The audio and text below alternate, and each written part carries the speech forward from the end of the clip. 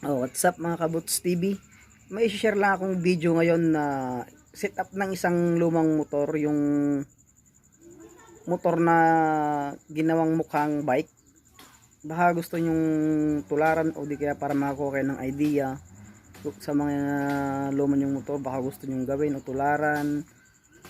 Tignan na natin yung video na para makita nyo kung anong itsura niya. Baka makakuha kayo ng idea. Tara! Like a Hellcat.